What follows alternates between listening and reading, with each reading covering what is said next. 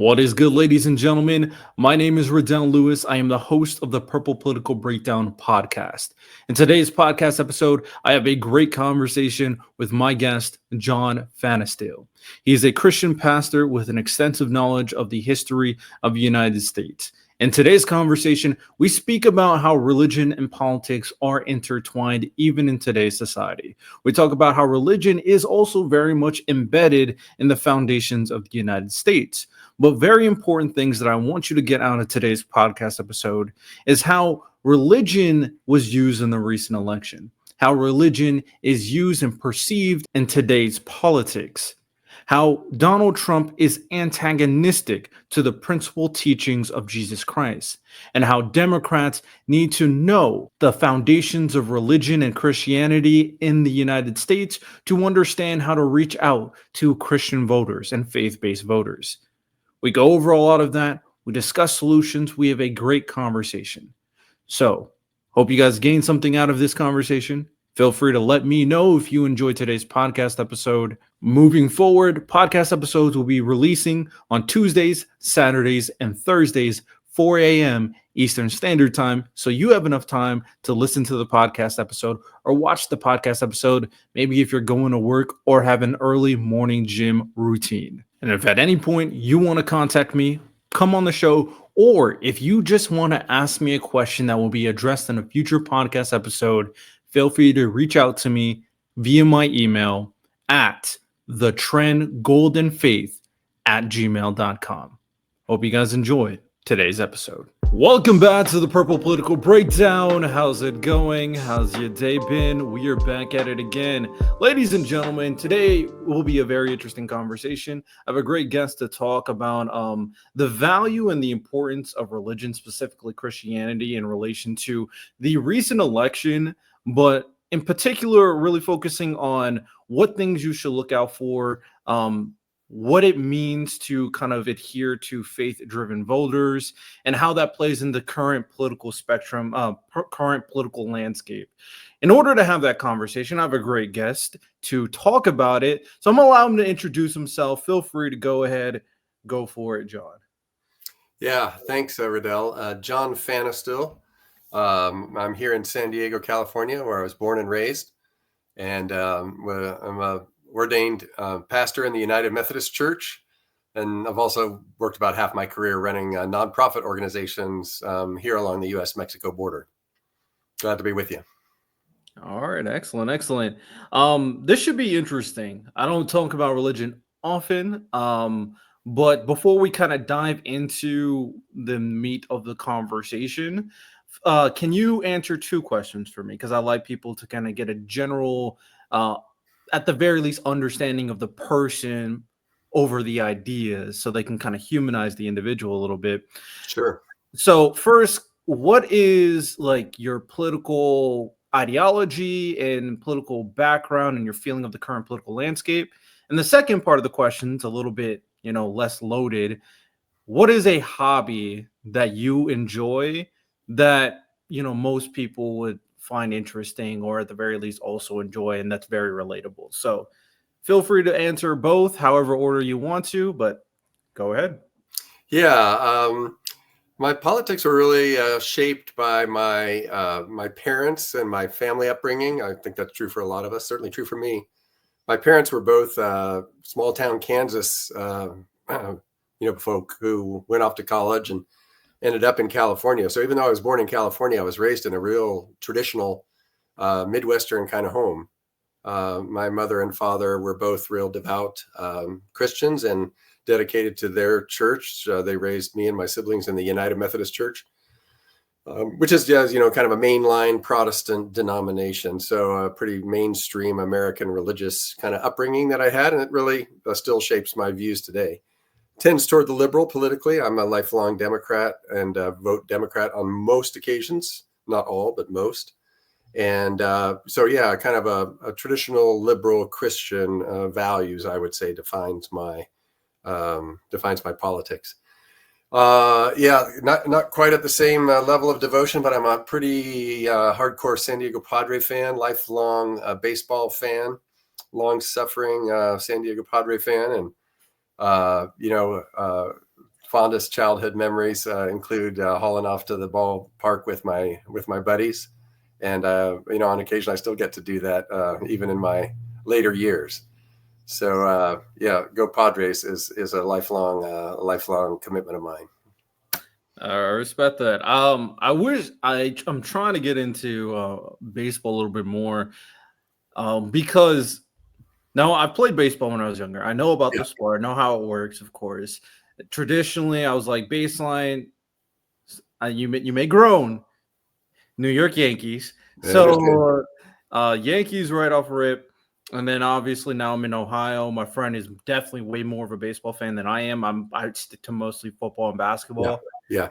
And we're trying to figure out how to go to a Reds game because I'm close to Cincinnati. Yeah, you'll enjoy that. I've not been to the ballpark there in Cincinnati, but I've been to a number of major league parks and really enjoy the different dynamic and the vibe of the different places. I'm a basketball player. That was my sport I played growing up. And we had I grew up as a Laker fan, but we lost our NBA franchise here in San Diego a couple of decades ago. And so I just haven't followed the NBA as much as I used to, partly because I don't have a local team to root for, although I'm still a bit of a Clippers guy and a big fan of Kawhi Leonard, who was from here in San Diego State University. So, yeah, I'm a sports fan all around, but the Padres, just because they've been around forever, and so have I, are kind of my go-to.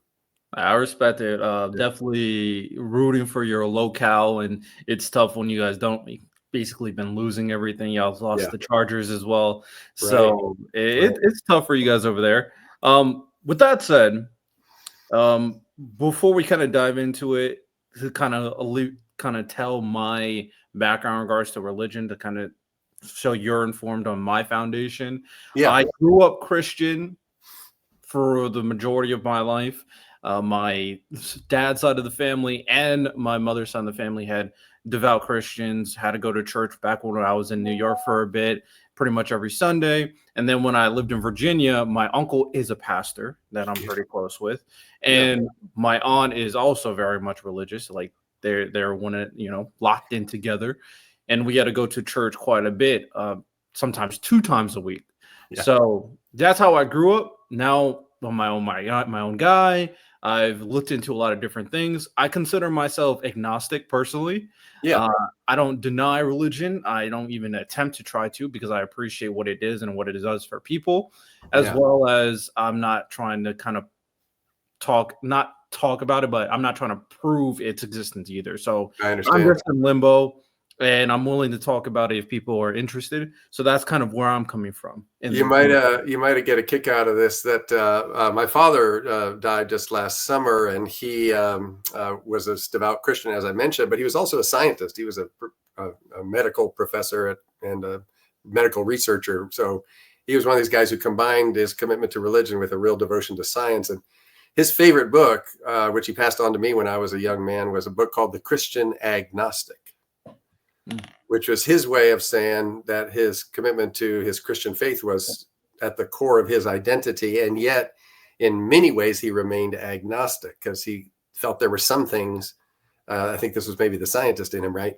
There's always more to learn. You never have complete knowledge, right? There's always something beyond what, So some, I appreciate, it's always a delicate dance. Some Christians come on heavy-handed and, know it all kind of spirit and atmosphere, but that's not the kind of Christian faith I was raised in. I was raised in a faith that said, in the religious vernacular, God is so big that none of us are able to wrap our heads completely around him.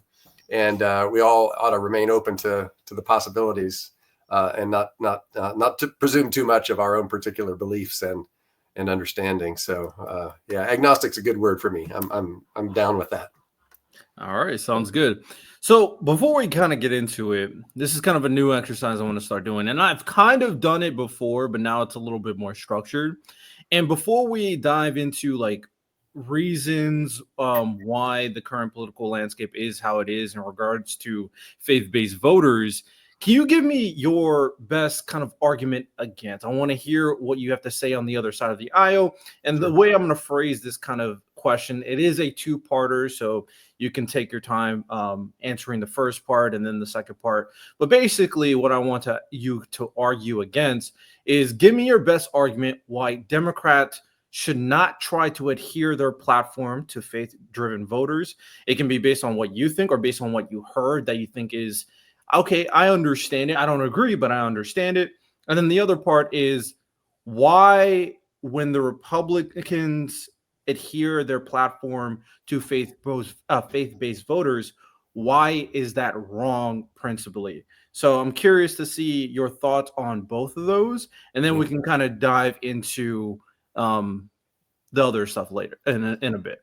Yeah, well, Democrats, I think, have invested in the theory that that we are a secularizing society, which is true in so many respects, and that as you get younger, you get less religious, generally speaking, across demographics, right? And that therefore the cutting edge of the electorate, the future voter base will be less and less religious, and so we shouldn't attach ourselves too strongly to any particular religion or the Christian tradition, because we'll alienate these younger and more secular, minded voters. So I understand that rationale, that theory. You don't mix religion and politics. You try to stay in that kind of neutral lane. In theory, that reaches a real wide audience because you're not offending anybody. You're not coming off as, sanctimonious, and you're not hitting all these triggers, which are really understandable why people get triggered when you talk about religion, because there's been so much abuse and misuse of religion. So I understand the rationale. Democrats, the blue party, the secular party in some respects, stay in your lane and don't mix religion and politics. Don't get caught up in that game. Just try to create a pluralistic, universe or platform that will appeal to the broadest number of people. So I think it's kind of been a convention. Not all Democrat, all our Democratic presidents of in my lifetime have been religious. They just haven't played that on their sleeve. And Right. they've tended to try to keep that a little bit under the radar for fear that it will turn off more people than it will turn on. That's my answer to your first question. And now the second one was about Republicans, and help me reframe that one again. What is it about Republicans you want me to speak to?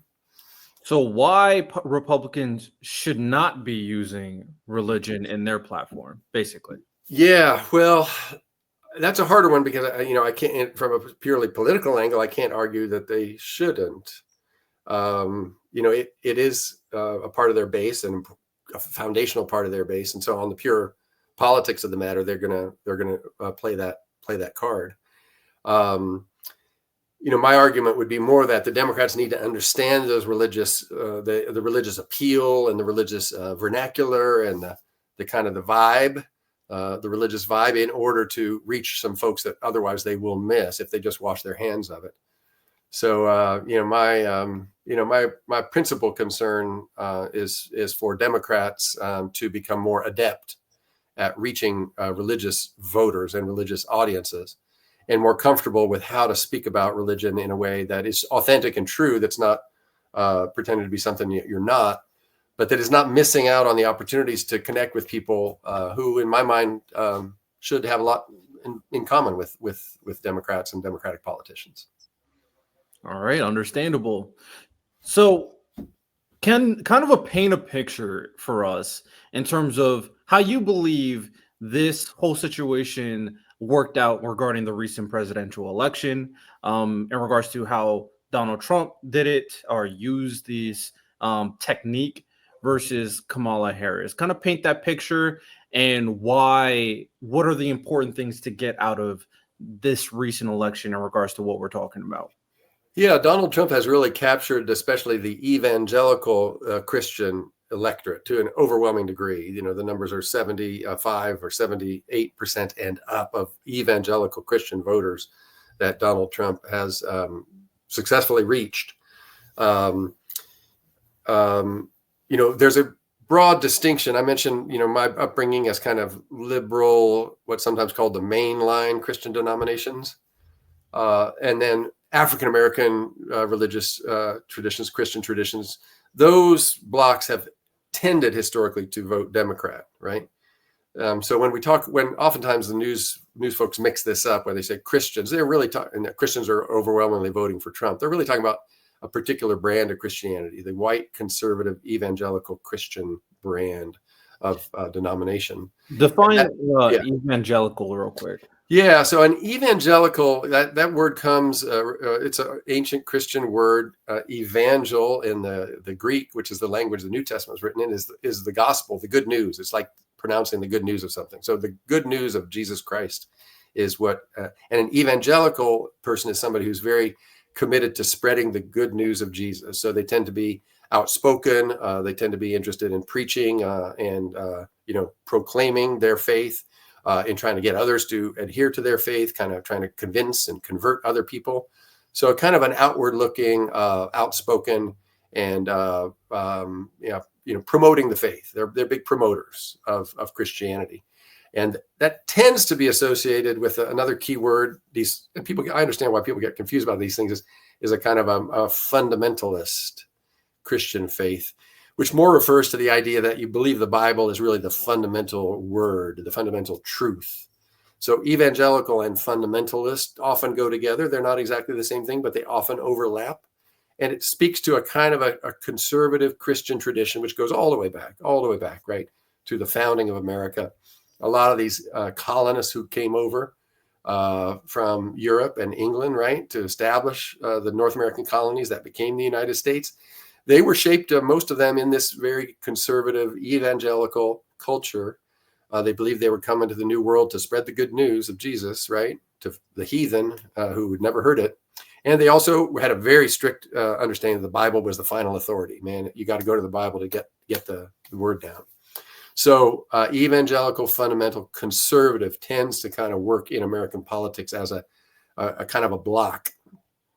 African-American Christians, interestingly enough, took that very tradition, the religion of the masters. African-American slaves in the early American experience took that very Christian tradition, but they tapped into a different stream of it, which was this liberation stream, which is very much a part of the Bible as well, right? The Exodus story and let my people go, and that surge for freedom, and Jesus' proclamation of, release to the captives, which Jesus got from the Old Testament prophets, right? So more that prophetic stream. And the story of the Exodus is this kind of foundational story for African Americans, all the way down to Martin Luther King, right, who tapped in so powerfully to this ethos of, I can see the promised land and we're going to get there someday. This is religious language that Martin Luther King was a master of. And I believe he's an example of the kind of way that Democratic politicians and Democratic people in the public space need to be more able to tap into that powerful tradition that's there. You know what I mean? So, that kind of evangelical, fundamentalist, conservative kind of works as a block. And then there's this more prophetic, freedom-based, I would dare say liberal and forward-looking kind of Christianity, which is more my brand of Christianity, if you will, and I think holds more promise for specifically, Democrats, Democratic politicians, and those types. So to speak to Trump, he's now the dude knows his branding. I mean, he's a marketer. So this, think how nostalgic his whole thing, make America great again. This is a look to the past, right? This idea that somewhere in the past was this idyllic, American culture or politics that somehow has been corrupted. Everything's gone to hell according to Trump, right? We're what do you call us? It's carnage. Society's everything's disgusting and it's in disrepair, and everything's fallen to pieces. And we need to go back to the good old days, back when America was supposedly all great for everybody. I'm not convinced it was great for everybody, but that's his pitch. Yeah, always ask. Always ask. When is that period that you're talking about? When is the great America that you're referring to? It's a legit question, and.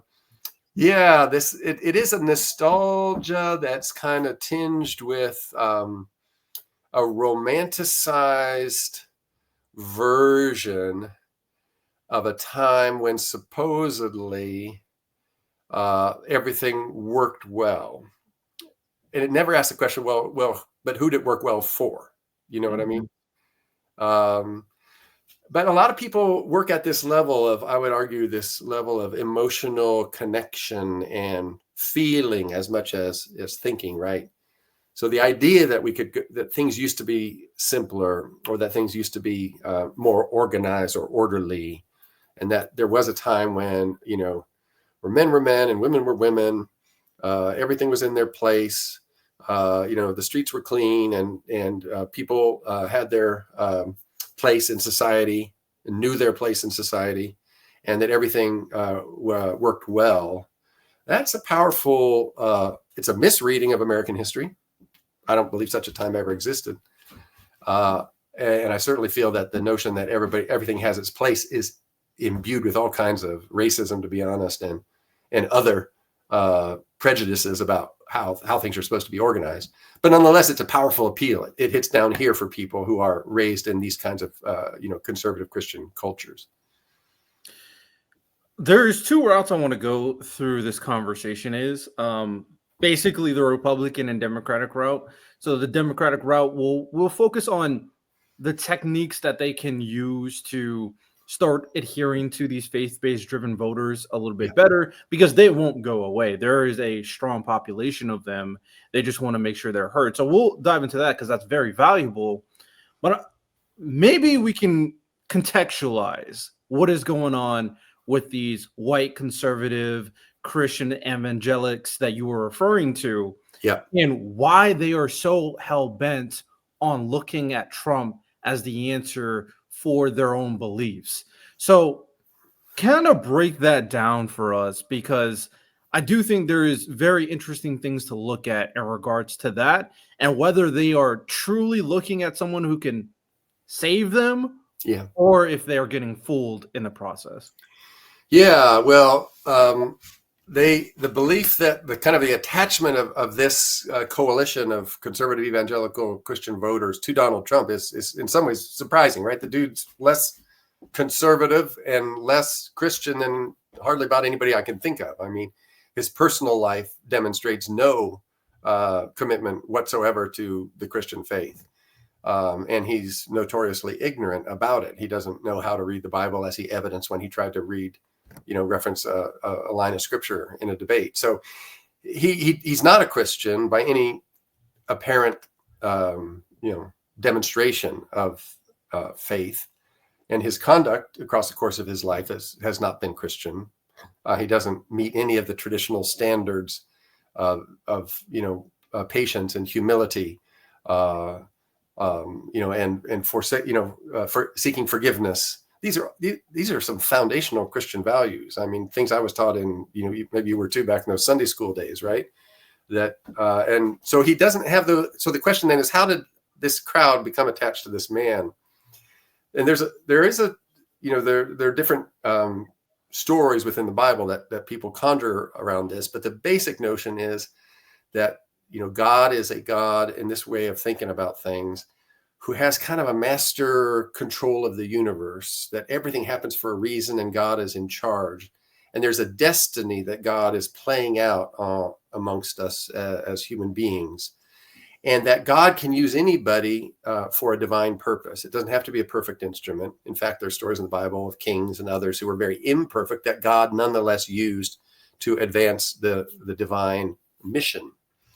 So Trump has been embraced not because of his personal qualities in this regard, not because he is identified or thought of as, quote unquote, one of us. The way they might have thought of there have been other Republican candidates who had that going for them. The Mike Huckabee crowd, right? A pastor and a very devout Christian, and spoke that language. But they've embraced Donald Trump as somebody who seems somehow to be destined, and that God has chosen as an imperfect instrument to accomplish this divine purpose in American politics and in human history. I do think the assassination attempt on Donald Trump, during the campaign was a pivotal moment. For sure. 100%. It reinforced this notion that, first of all, the forces of darkness are out to get this guy, but they didn't succeed. And that was a telltale sign for folks who see in these small, little, tiny, that bullet could have been 2 inches one way or 2 inches the other, and that the hand of God was upon this man to save him for his destiny. And Trump played to that very, powerfully in the immediate moment with his fight, fight, fight chant, but then also in the aftermath about how he had been saved for and he began to talk a little bit of religion as best he could, to say that he had been saved. This played into a very powerful motif about which I've written in my own writing, which is the idea of a martyr, which is somebody who's willing to die for this sacred cause, right? Somebody who's willing to risk it all and put their life on the line. That goes way back in American history, American Christian history in particular, goes way back to the American Revolution. A lot of the slogans of the American Revolution were really kind of rallying cries to martyrdom, like give me liberty or give me death, or live free or die, or I regret that I have but one life to give for my country. These were all these kind of rallying cries that were very important in the revolutionary period, because Yeah. they The greatest martyr in human history is Jesus Christ. And it taps right back into the origins of the Christian tradition. So these conservative evangelical Christians who are embracing Donald Trump have this sense that this is a guy who's willing to sacrifice for the cause of America. Never mind that he dodged the draft and hasn't stepped up in his own personal life. He's not exactly a model of charity and self-sacrifice in other regards. But in this regard, this idea that he's risked his life for the cause, and that despite his personal failings and peccadillos, God is using him, and he has become the trumpet, the mouthpiece of this rekindling of America that's been lost, this Make America Great Again.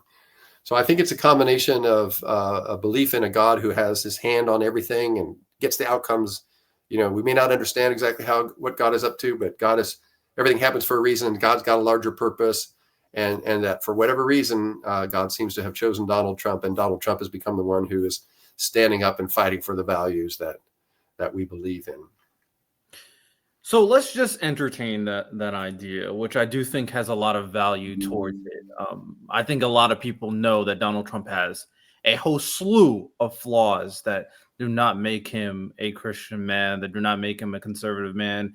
You can't go through his history and everything he's done and even equate him to these idealistic versions of this Christian evangelic conservative individual that you want to be your leader. That's right. So,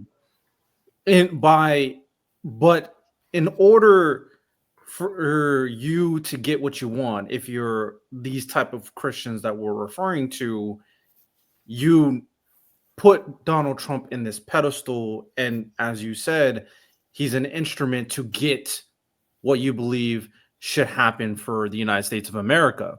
Yeah. What are those things? What do these people want from Donald Trump to do to, like you said, like we've said all the time, make America great again?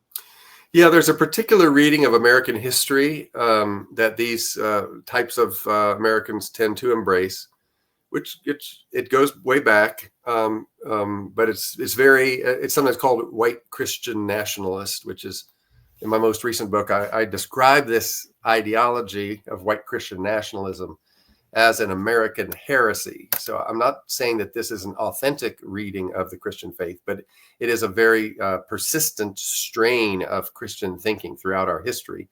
And it's this notion that, the America and the United States was founded as by divine purpose, by divine destiny, was predestined in some respects to be this shining light to the nations, right? The shining light on a hill. And that it was the white Christians who came over from England and other European countries who were bringing this Christian truth to a new world, right? And that new world was supposedly filled with heathens, which are the Indian folk who didn't know anything about Christianity. And when they wouldn't convert to Christianity, they got downgraded from heathen to savages, because if they weren't embracing the gospel, and the gospel is true, there must be something a little bit sinister and maybe even subhuman about them. So these early Christians identified their cause, the cause of white Christianity. White wasn't, this coding, which we use in our modern vernacular, wasn't around all the way back in the 17th century and whatnot. But you get the idea that this Christian, Protestant Christian tradition was bringing the truth. They had the light and they were bringing it into the darkness. And that they were the ones who were going to establish this pure Christian nation. So this is this nostalgia idea that, there's a truth. The truth is found in the Bible. We've got to proclaim that truth. And eventually that truth is going to win out. And it should win out by taking over the public sphere and creating a true Christian nation that will fulfill the promises. The new Israel is a language that's often used. So just as the nation of Israel was chosen by God in the Old Testament, right? So America is the new Israel chosen by God to fulfill this special purpose. So it is a kind of a narrow reading of the Bible, and then the attaching of that biblical tradition to the American nation as this instrument of purity, an instrument of promise that is part of God's plan for human history.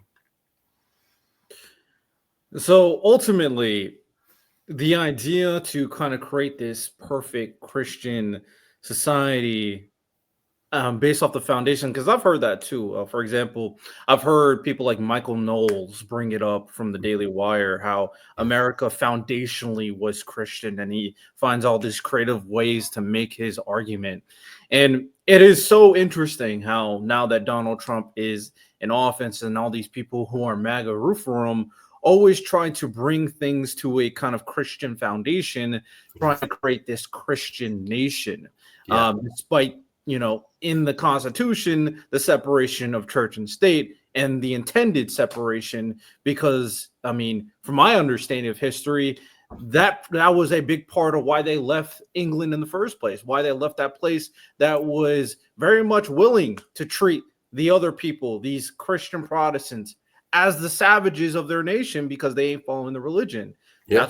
That's one of the foundational principles of America, at the very least, from what I've learned in school. And it's kind of crazy. We're kind of reaching to that point where people want this type of nation. I'm very curious in your perspective of this, though, because I argue with people all the time. There's a lot of flaws, of course. There is definitely flaws, even a lot I wouldn't even throw out there. But this current political landscape is very problematic, I would say that. But there are flaws to society. There's flaws to America. There's flaws to every society. Sure. But I always bring up everything in perspective. There's no way we can really look at what we've done and what we are doing right now and say that we aren't a better country than we were in the past. Mm-hmm. There are so many things we have. There's so many liberties we have. There's so many rights we have. We've done a lot. So why is there this perception from these Christian nationalists that we're failing as a society, mm-hmm. and we aren't the ideal version of America that they keep on coming up with? Yeah, I think there's a number of different answers to that. To be frank, one of the answers is racism. That there was a presumption among these early American colonists that they were the possessors of the truth and that others would conform to that truth. If you just got the truth out there because it was true, people who had their minds right about them would embrace the truth. And when people did not, I mentioned the native peoples of North America, with a few exceptions, when they did not embrace the truth, they were demonized and they were cast out. We forced them off their native lands, and we removed them in many respects from American society. The we in that all of that was white Americans, right? The people who had the instruments of power and the instruments of government at their disposal. So, the separation of church and state, the conservative Christians have a slightly different read on it. They would acknowledge, as you rightly state, that this is a foundational principle in our country and in our Constitution. But they would say, but the separation of church and state was as much to protect, or even more so, they would say, to protect the churches from the state, not to protect the state from religion.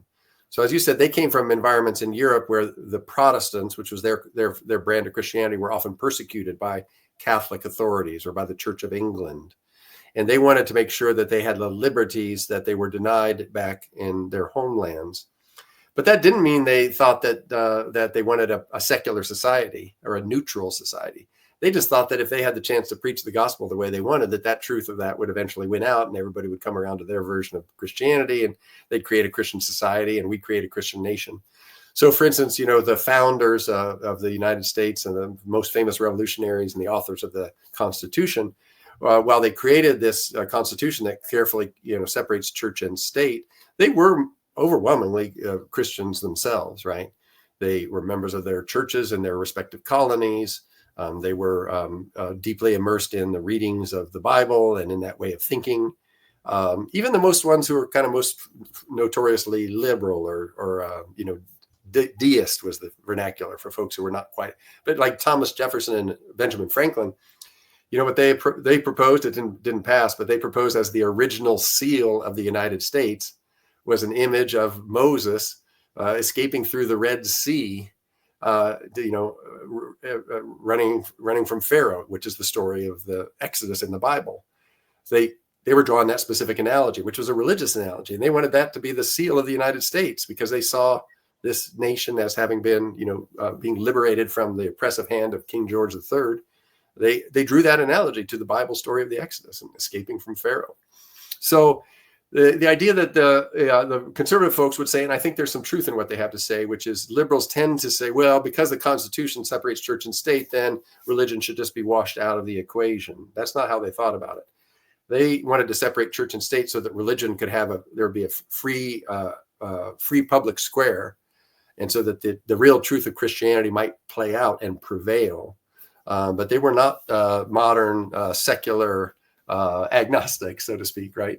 They were very deeply rooted in their particular religious traditions. They were very much religious folk, even as they created this, this republic that separates church power and state power.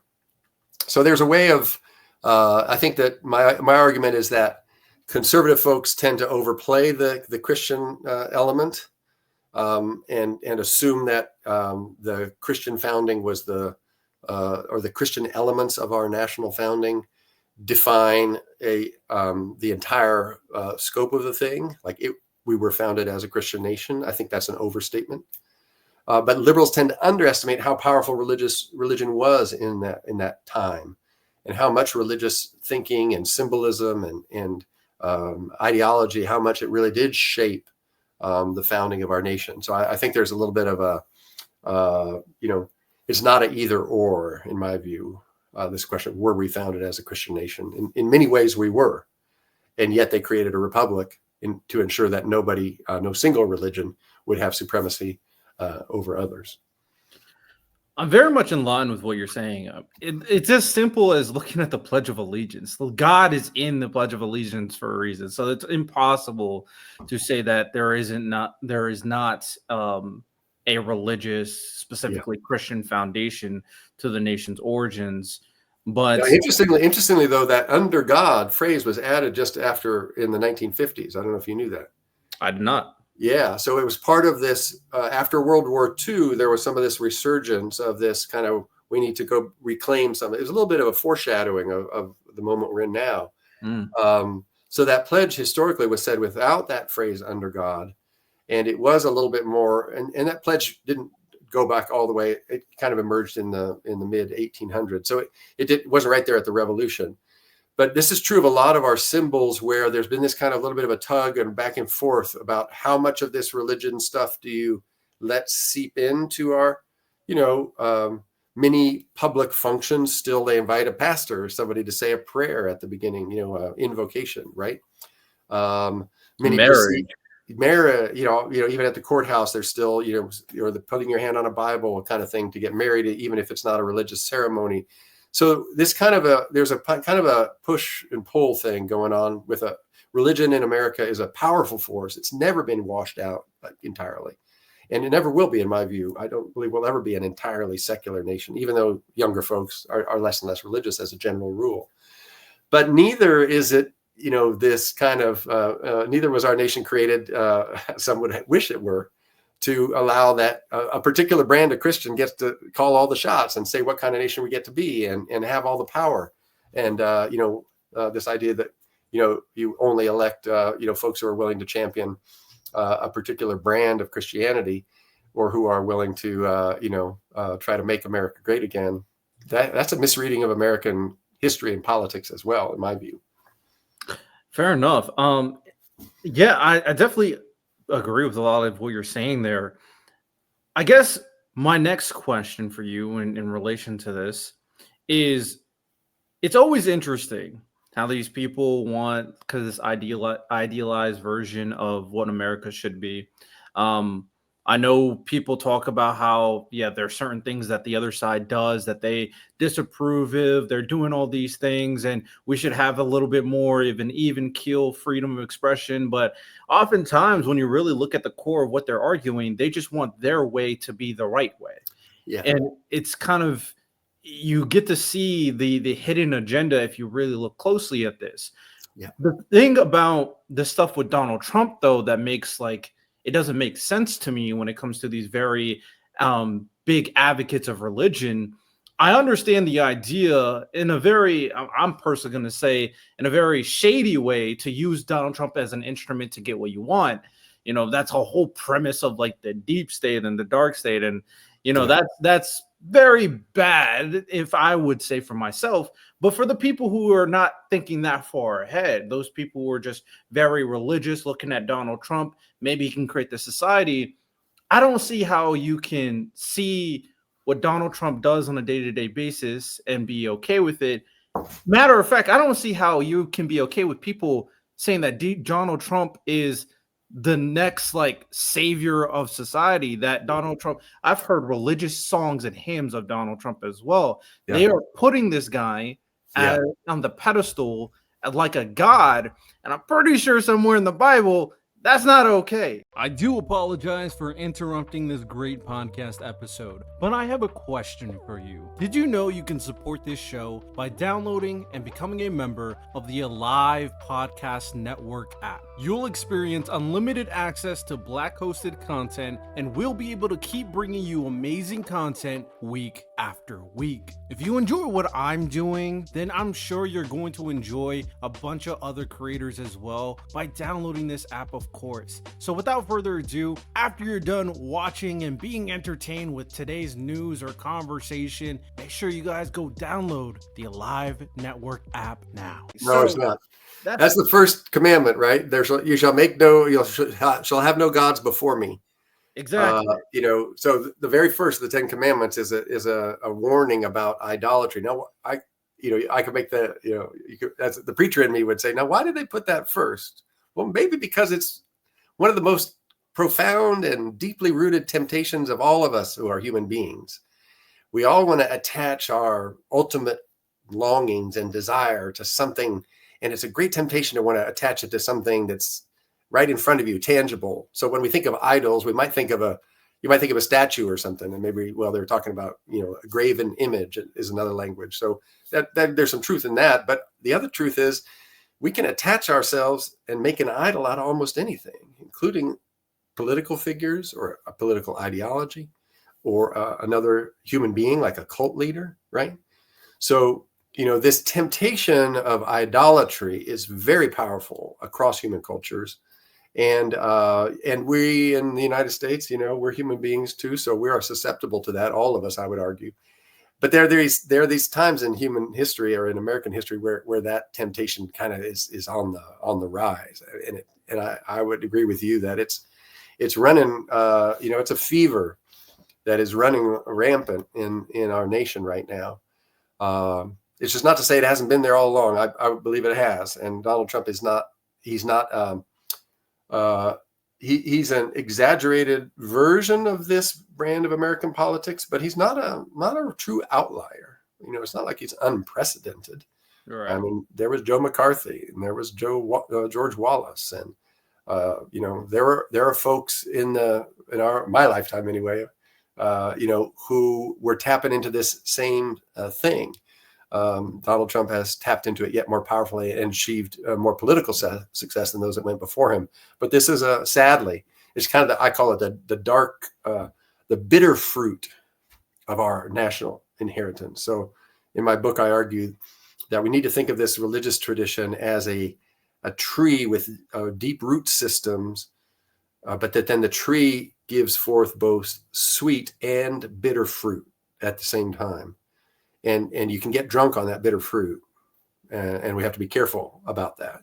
And I believe that's what in many ways happening, is that this fruit, it's kind of, it makes you feel powerful.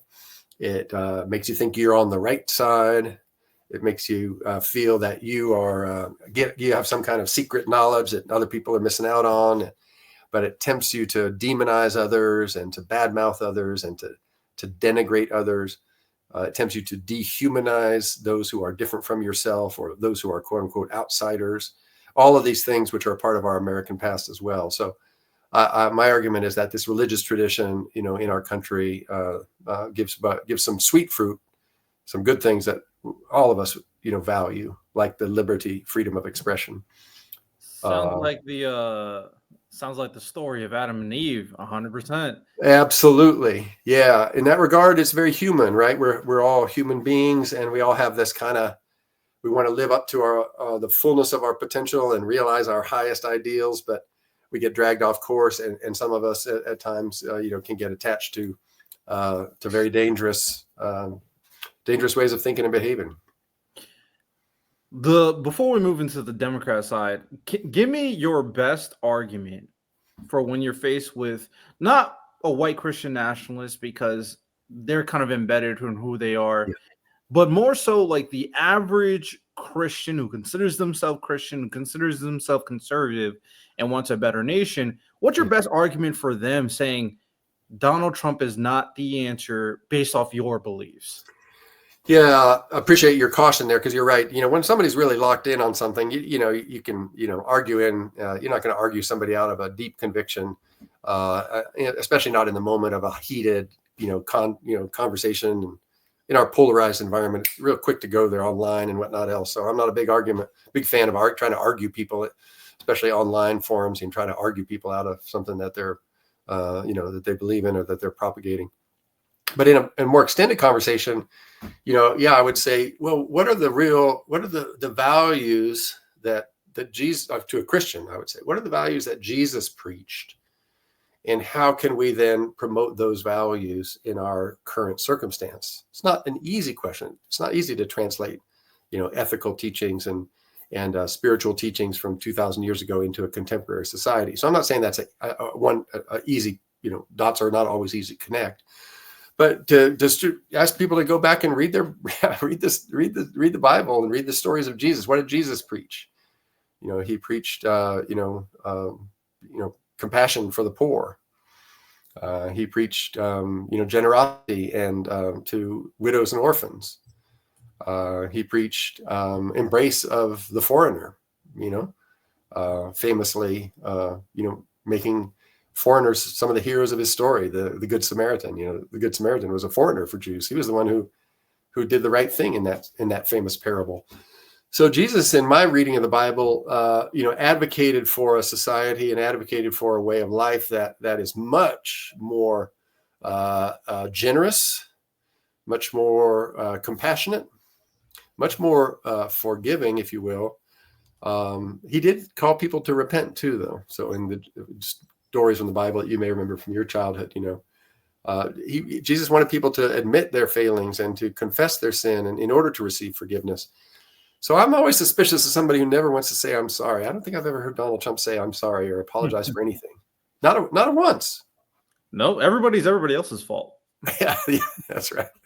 So again, in a more, less heated environment, it's hard in these days, but in a less heated environment, I do think people, my conviction when I say I'm a Christian, I say I'm trying to follow Jesus. That's how I'm trying to organize my life and how to make my life have meaning and purpose. I'm not saying I pull it off all the time. And I'd say, who is the Jesus that you're trying to follow? And have you touched base with that Jesus as that Jesus is portrayed in the Bible lately? And try to get your spirit aligned with that guy. And then, play that out as best you can in the current circumstances. Again, it's not going to win over a lot of people, but it might get a few people to sit back and reflect a little bit about some of the stuff they hear from others who like to pretend that they have the Christian truth for everybody. All right. So now let's shift over to the kind of Democrat version of Yeah, this conversation. yeah, Um, Now, as you mentioned earlier, which I agree with, is that one of the things that Democrats, especially more far left type individuals, always consider when it comes to the conversation with religion and politics is the adamant separation of the two. They do not want to include the two within the conversation. So when you approach these individuals, when you approach a left-leaning person, when you approach a Democrat, yeah, what is the first thing you kind of bring up in the sense that this is why paying attention and adhering to faith-based driven voters, that adhering to Christians is important? yeah. What do you bring up? A key thing is one we touched on just a little bit ago, or you brought it up. It's the separation of church and state in our Constitution does not mean the separation of religion and politics. That's separation of church and state in the Constitution wants to ensure that the state does not become gain the authority to assert religious control over people's religious lives. There's freedom of expression and freedom of worship, freedom of speech, and so forth. So separation of church and state is a foundational principle of our Constitution and our society.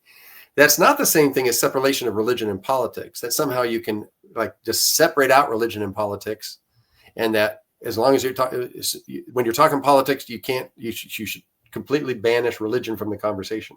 I think that's naive, and I think it plays against against politicians who would want to reach a wide audience, because a lot of Americans, it turns out, even those who no longer necessarily profess the Christian faith, they're steeped in this stuff. You know, they were raised in it.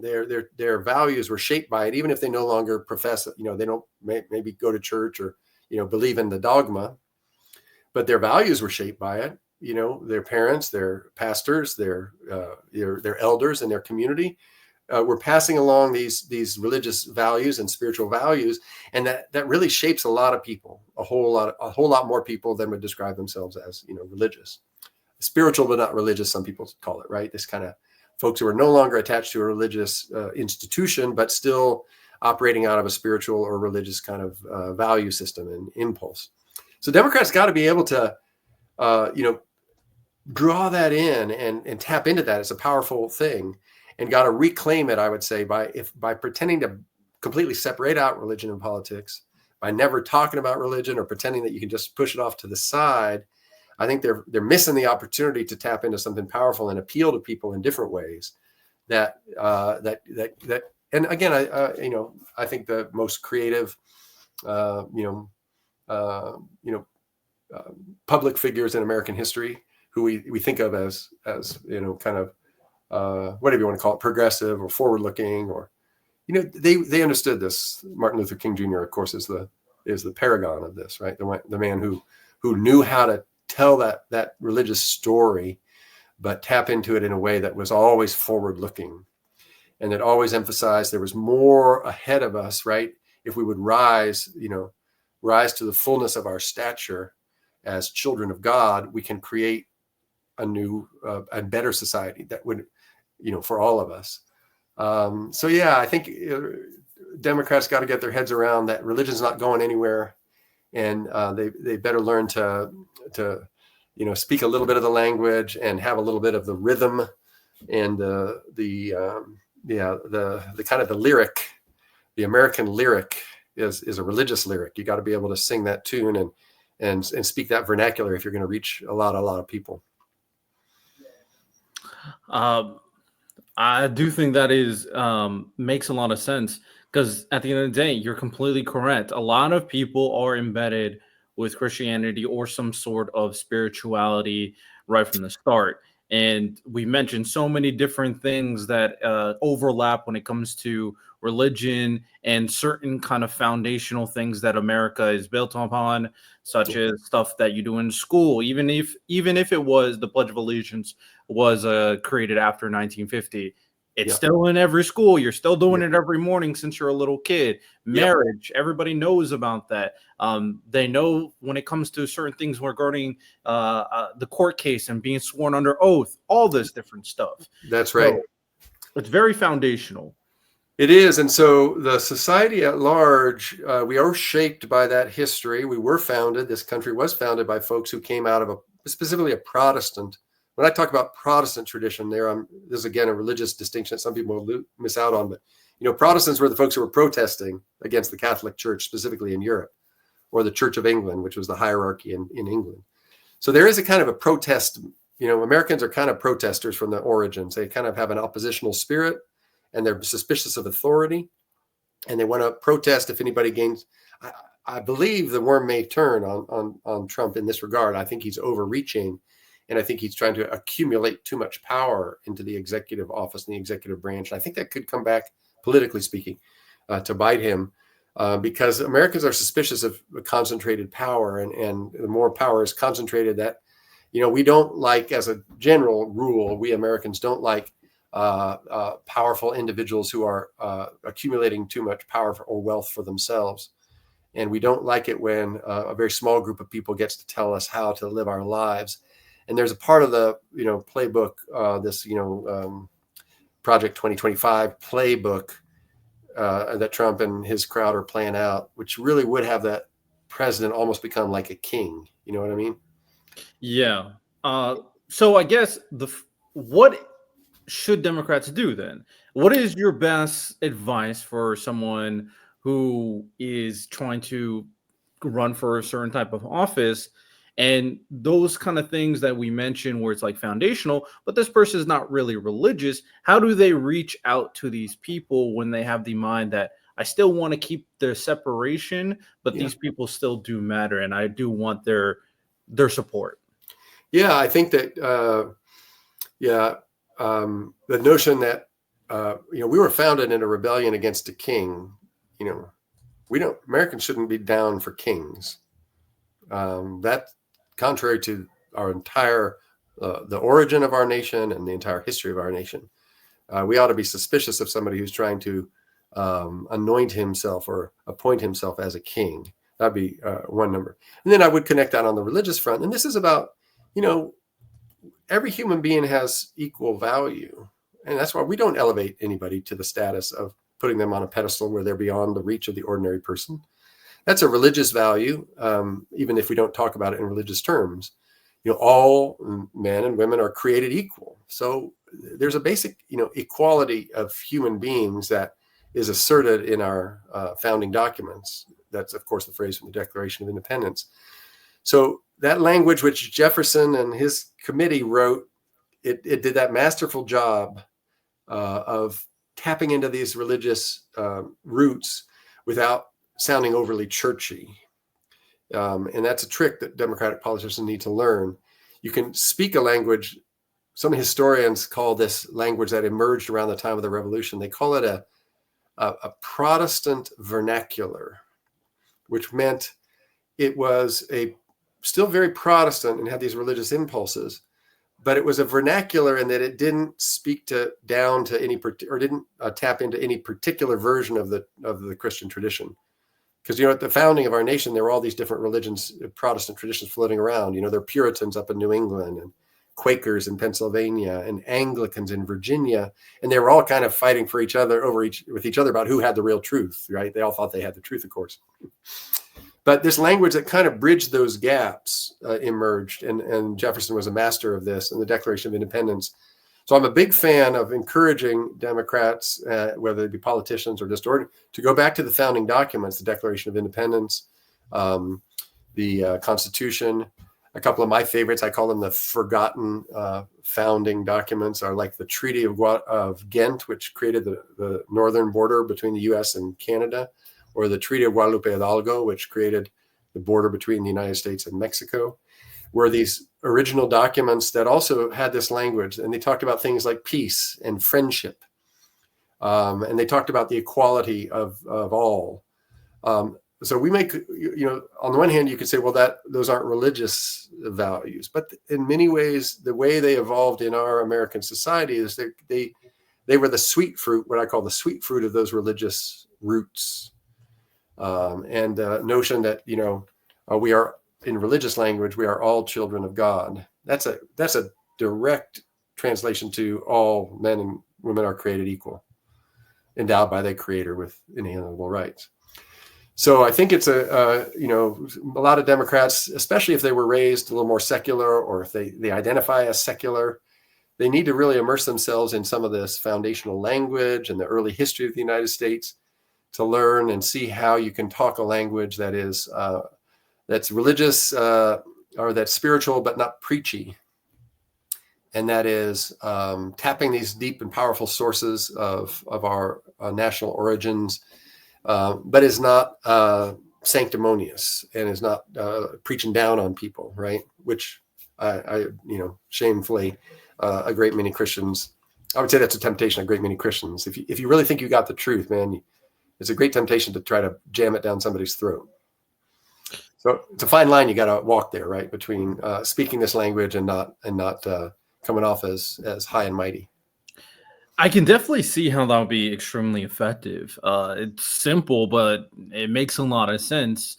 All men are created equal. Men and women, everyone should have the same rights. Like, these are things that a leftist are very much core within them and what they try to do, especially like the definitely more progressive individuals. Yes. So you can kind of attach that to a lot of different political issues, immigration being one, Sure. healthcare being another one, of course. Yes.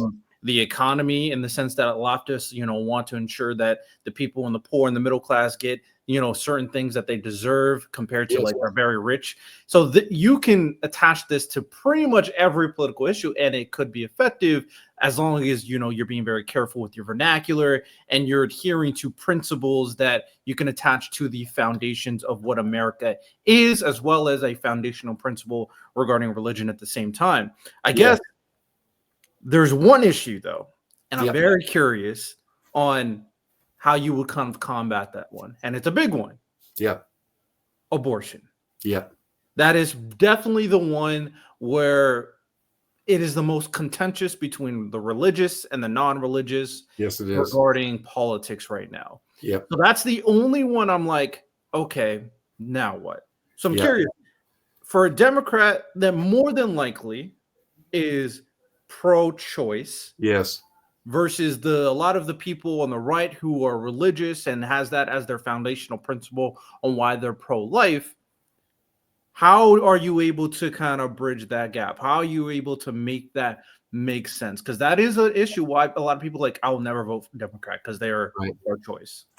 You're absolutely right. It is at the kind of it's a flashpoint for these kinds of politics and polarization. And in that regard, I don't pretend to have a magic wand that bridges that gap. But I will say there's to acknowledge that abortion is a pain point in an individual's life, I think is a good place to start, because we've all experienced not the choice that's before us in this regard to this issue, but we've all been in circumstances where we feel ourselves between we face difficult choices and there's no optimal outcome.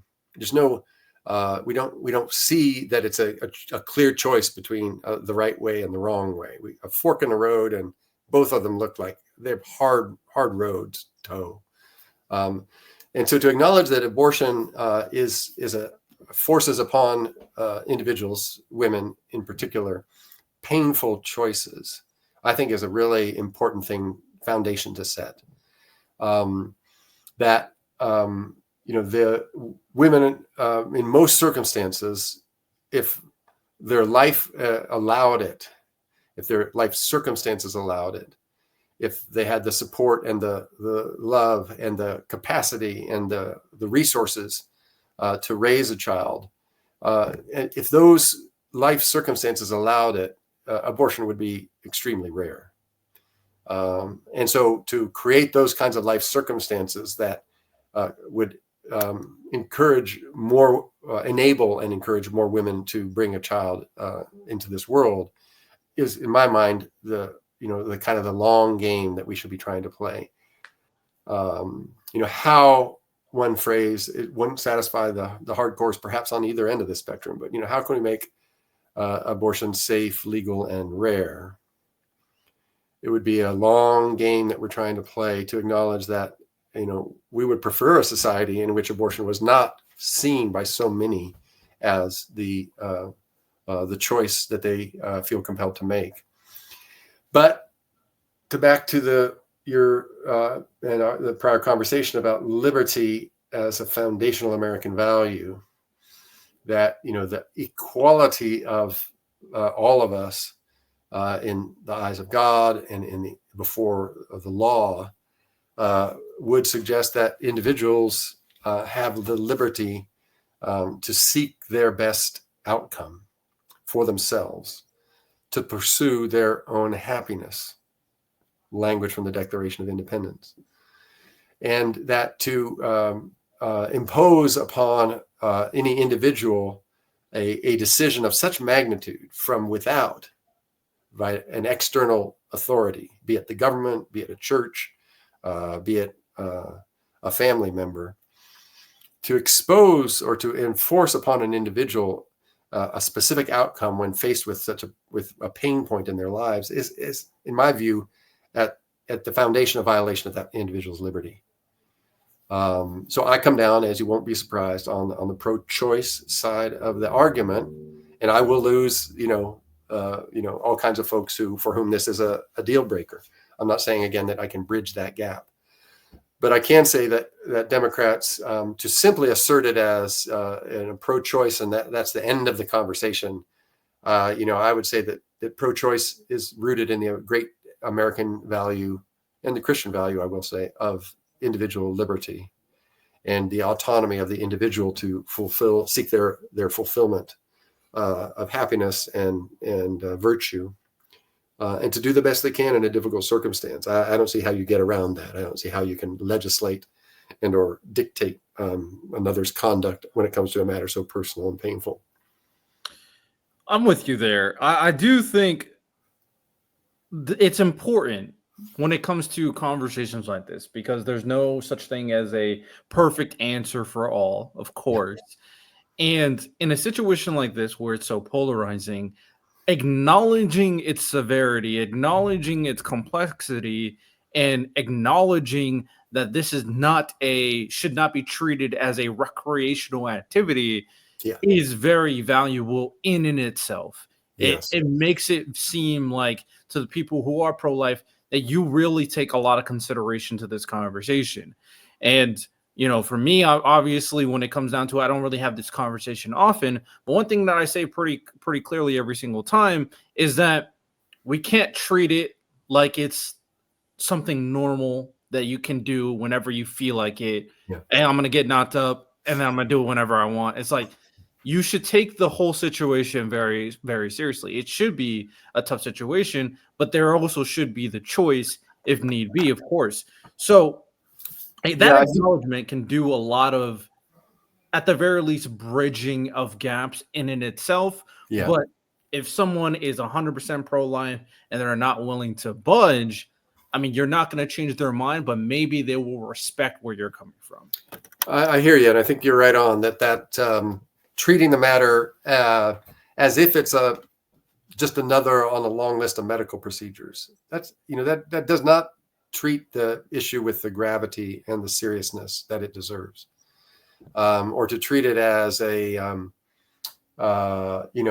something which should not even be discussed as having implications for the public good, as if it's a purely and utterly and individual decision that nobody should ever even dare speak or care about. I reject that.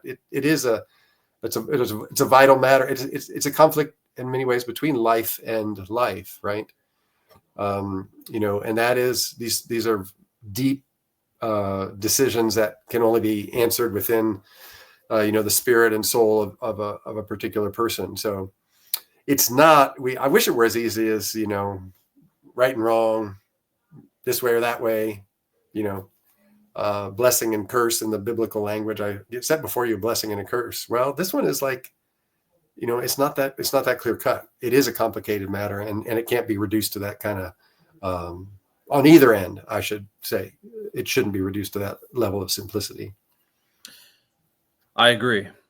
The final point that I want to discuss before we start wrapping it up is the focus on new Democrats. So in this kind of new era with like social media and the current political landscape, where it seems to me at the very least, and it could be swayed considering I'm very much intertwined in the political landscape, and I'm older now, man. I'm becoming an old man. It's tough.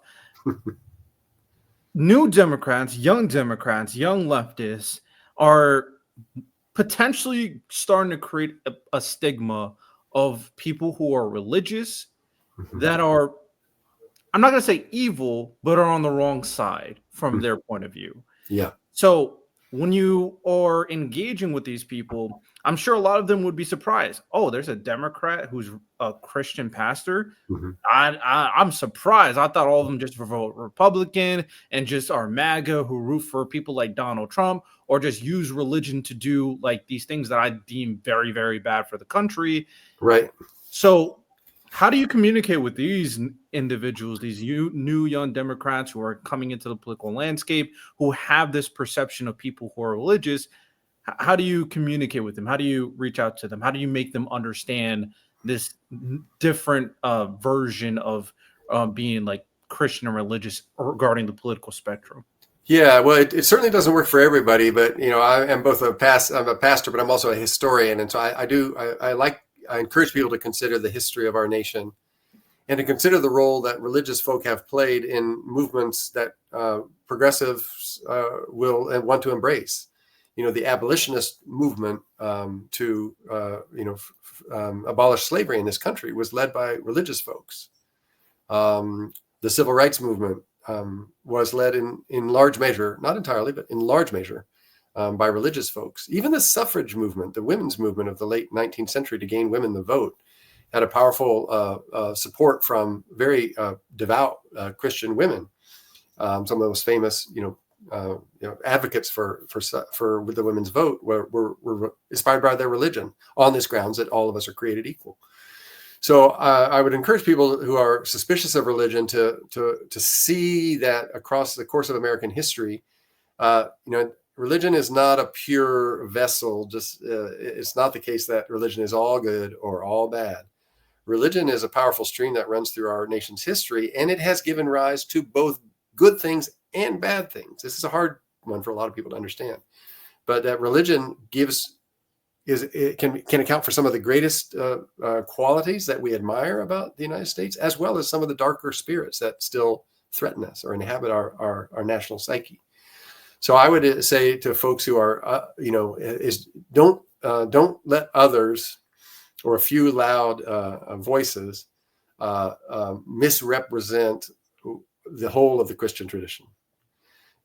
Understand that this is a large religious tradition with many facets, many branches, to use my earlier metaphor of the tree, and that just because somebody's jamming bitter fruit down your throat doesn't mean that there isn't some sweet fruit that also comes from the same history and from these same roots.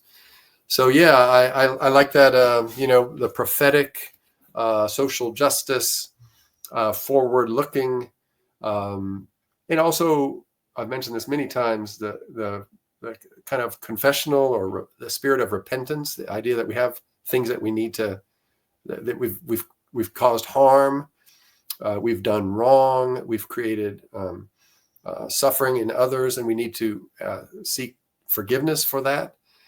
That's the kind of religion I adhere to. And if you run into somebody who's never willing to, admit some wrongdoing, that should raise your suspicions. So I'm more of that. The other kind of Christian, I guess you might want to say, and encourage people to recognize that not all Christians are alike, and certainly some of the most prominent voices that get tagged as quote unquote, the Christian vote or the Christian voice. They don't speak for me. They don't speak for all of us. All right, fair enough. So as we start to wrap up, the first thing I want you to do is give a general summary of kind of the stuff we've talked about in terms of, if you had to run it down, a little quick elevator pitch, on the stuff we talked about in regards to Republicans and what they're looking at and how what they see in Donald Trump is flawed, as well as a pitch to how Democrats should not forget these faith-based voters, and this is why you should reach out to them. Quick elevator. Yeah, thanks. I'd say something like, Republicans are propagating a particular version of the Christian tradition and a particular version of American history, and they're promoting a nostalgic and backward-looking kind of politics. But there's another stream of American history which is forward-looking, which is valuing things like truth and justice and equality. And that also has a religious roots and a religious expression. So in my view, we need to tap into the sweet fruit of our religious inheritance. We need to reject the bitter fruit of our religious inheritance. And Democrats in particular need to get better at understanding these origins and this history so that they can talk in a way that at the same time is true to their progressive and democratic values, but is also distinctly American. It sounds American, that rings American, and that can tap into folks who are still raised in this culture, which remains so profoundly shaped by the Christian faith. All right, excellent. And last question before I allow you to final comments. A person who's listened to this podcast, what do you hope they gain from this conversation? What is the biggest takeaway you think they should have got out of it? I like where you took us with this, the separation of church and state and that distinction I drew earlier.